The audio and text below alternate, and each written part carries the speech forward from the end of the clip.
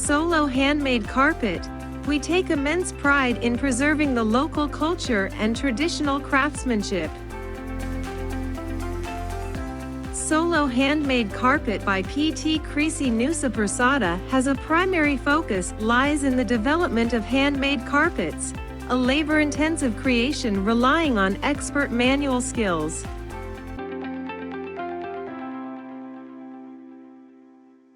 Nah, video tadi merupakan sedikit cuplikan mengenai Solo Handmade Carpet. Sebelum masuk pada pembahasan aspek-aspek studi kelayakan bisnis, kami akan menampilkan profil singkat dari SHJ. Nah, yang pertama ini ada nama perusahaan Solo Handmade Carpet. Lalu tahun berdirinya pada tahun 2020. Alamat tempat produksinya saat ini ada di Jalan Surya nomor 122A, RT 2 RW 12 Jagalan Jebres Surakarta untuk bidang usaha termasuk dalam home industry. Oke, selanjutnya masuk ke aspek pasar dan pemasaran.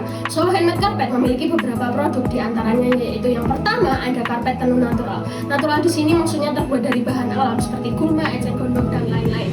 Yang kedua ada karpet tenun, lalu makrame, dan basket. Ketiga produk ini memanfaatkan kain perca yang merupakan limbah konveksi di Solo.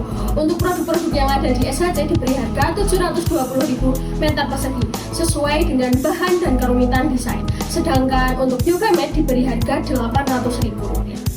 Oke, selanjutnya masuk ke keunggulan produk. Yang pertama, produk ini termasuk ramah lingkungan karena memanfaatkan bahan yang sudah tidak terpakai seperti kain perca. Lalu yang kedua, SHJ menerima request custom design. Yang ketiga, unik. Bisnis karpet tenun ini berbeda dari yang lain karena apabila di pasaran, karpet anyamlah yang banyak dijual. Selanjutnya pemasaran produk. SHJ melakukan pemasaran secara online dan offline.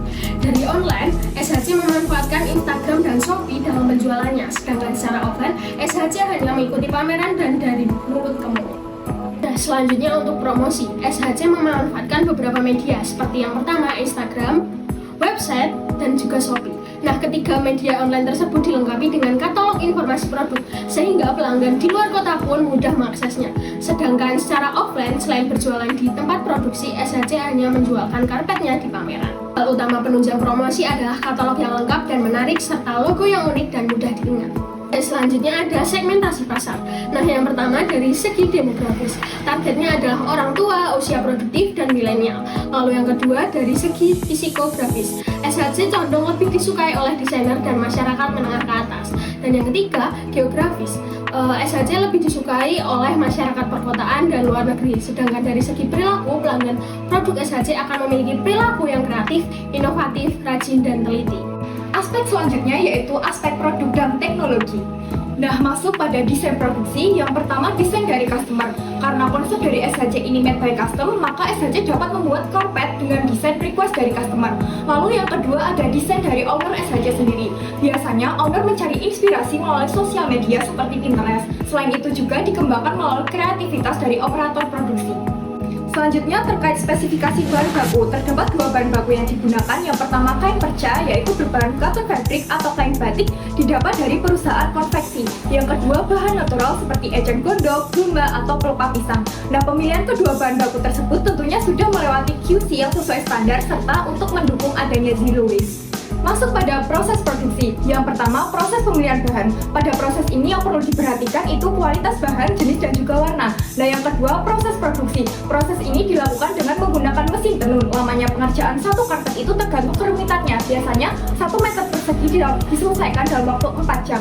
Yang ketiga, proses baking. Pada proses ini dilakukan pemasangan anti-slip dan label karpet. Lalu yang keempat, proses finishing. Nah, pada proses ini, lem-lem untuk pemasangan anti-slip dirapikan kembali, lalu dilakukan juga pemotongan kain-kain sisa. Yang kelima, proses quality control. Pada proses ini dilakukan pengecekan ulang terkait anti-slip apakah sudah terpasang dengan tepat dan rapi dan juga hasil tenunnya. Yang terakhir ada proses packing. Pada proses ini sangat diperhatikan agar saat distribusi karpet tetap safety sampai di tangan customer. Selanjutnya terkait lokasi dan layout. Lokasi SHJ ada di Jagalan Surakarta. Alasannya yaitu terkait bahan baku dan SDM yang mayoritas berasal dari Solo. Lalu terkait layout perusahaan masih berubah-ubah karena tempatnya yang relatif kecil, sehingga terdapat rencana untuk pindah ke tempat yang lebih besar tetapi masih di Solo Raya. Oke, untuk aspek selanjutnya yang akan dibahas yaitu terkait aspek manajemen dan sumber daya manusia. Ini terkait struktur organisasi. Yang pertama, ada pemilik yang bertanggung jawab untuk semua hal yang terjadi pada UMKM terkait semua aspek yang ada. Selanjutnya, terdapat bagian IT yang bertugas mengurus website dan lain hal yang berhubungan dengan teknologi. Lalu ada bagian administrasi yang dibagi menjadi bagian kantor atau keuangan yang mengurus keuangan SHC terkait pemasukan dan pengeluarannya, serta bagian produksi yang bertugas pada semua sistem alur produksi, mulai dari pengecekan bahan baku hingga quality control pada produk yang sudah jadi. Dan yang terakhir, terdapat bagian marketing yang bertugas untuk mengurus sosial media serta pemasaran atau promosi guna memperkenalkan produk SHC lebih luas lagi. Nah, selanjutnya di sini terkait kualifikasi tenaga kerja. Jadi pada SHC ini tidak terdapat kualifikasi khusus untuk pelamar. Hanya saja jika pelamar ini melamar pada bagian non-produksi, maka mereka harus memiliki kemampuan terkait bidang yang mereka lamar. Namun jika melamar pada bagian produksi tidak terdapat kualifikasi khusus karena nantinya bagi karyawan bagian produksi akan diberikan pelatihan atau training terlebih dahulu dan diterapkan sistem rotasi kerja. Sebab pada bagian ini semua karyawan harus bisa di semua alur produksi. Lalu bagaimana sih proses rekrutmen karyawan pada SHC ini? Jadi proses rekrutmennya yaitu pelamar hanya cukup mengajukan lamaran dengan memberikan KTP domisili, ijazah terakhir, dan yang paling penting yaitu memiliki kemauan. Lalu untuk kompensasi karyawan tergantung pada job desk-nya. Biasanya akan diberikan bonus jika job yang dilakukan itu sulit. Nah, aspek selanjutnya terkait dengan studi kelayakan bisnis yang akan kita bahas sekarang adalah aspek legalitas dan hukum. Seperti yang kita ketahui bahwa terdapat hal-hal penting dalam studi kelayakan bisnis yang ada kaitannya dengan aspek hukum. Yang pertama, NPWP sebagai bentuk identitas suatu usaha yang berguna untuk menunaikan hak serta kewajibannya. Yang kedua adalah akta pendirian dari notaris, memberi status legal badan usaha di mata hukum, memberi kejelasan atas kepemilikan perusahaan. Yang ketiga adalah surat izin usaha perdagangan. Ini penting mengingat perusahaan ini bergerak dalam bidang perdagangan. Artinya ini memudahkan usaha dalam rangka menunjang legalitas hukum apabila nanti usaha ingin merambah dunia bisnis yang lebih luas. Dan yang keempat adalah surat tanda daftar perusahaan. Semua persyaratan hukum atau hal-hal tersebut telah dilaksanakan dan dipenuhi oleh perusahaan. Dan kemudian di sini terkait dengan haki atau hak kekayaan intelektual, perusahaan telah berhasil mendaftarkannya pada kategori hak kekayaan industri, yaitu pada merek dagang berupa merek Solo Handmade Carpet. Aspek selanjutnya adalah aspek keuangan dan ekonomi. Terkait dengan aspek ini, seluruhnya menjadi rahasia perusahaan. Menurut informasi yang kami dapat dipastikan bahwa sebelum pendirian usaha di tahun 2020, untuk biaya modal investasi, biaya modal kerja, biaya startup ini telah dirancang dan diperhitungkan sedemikian rupa. Sejak awal terkait dengan aliran uang perusahaan telah terpisah dengan pribadi pemilik. Kemudian perusahaan telah membuat laporan keuangan dalam rangka pelaporan dan pengajuan kepada pihak-pihak terkait. Nah, di sini terdapat permasalahan dan solusi. Yang pertama, permasalahannya adalah bahan baku sulit didapatkan dalam jumlah besar karena menggunakan kain perca. Nah, solusi yang dapat diberikan adalah bekerja sama dengan konveksi di luar kota Solo agar bahan baku dapat lebih banyak dan bervariasi. Kemudian permasalahan yang kedua adalah permasalahan dalam pemasarannya. Kurang memanfaatkan marketplace dengan baik karena kurangnya riset. Nah, solusi yang dapat diberikan adalah lebih melakukan riset dan mencoba merambah marketplace yang ada di luar negeri seperti Alibaba contohnya. Kemudian yang ketiga permasalahannya place.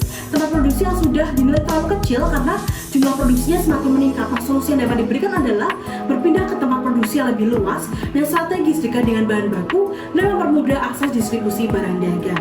Setelah pemaparan semua aspek dan masalah serta solusi tadi, maka dapat disimpulkan berdasarkan analisis SWOT-nya. Yang pertama yaitu untuk strain memiliki keunikan berupa karpet tenun dengan desain limited edition serta menggunakan bahan zero waste. Lalu untuk weakness kurang memanfaatkan marketplace yang ada karena hanya terfokus pada Instagram dan Shopee, serta bahan bakunya sulit didapatkan dalam jumlah yang banyak. Kemudian untuk opportunity dapat menjadi pelopor karpet handmade di Indonesia karena belum ada bisnis dengan proses yang serupa seperti SHC ini. Dan yang terakhir yaitu trades berupa harga bahan baku dan mesin produksi bisa saja meningkat serta lambatnya perkembangan pasar. Berdasarkan pemaparan tadi dapat kita jawab apakah bisnis ini layak? Jawabannya yaitu layak sesuai dengan segala aspek yang telah dianalisis. Sekian yang dapat kami sampaikan, kurang lebihnya mohon maaf. Terima kasih.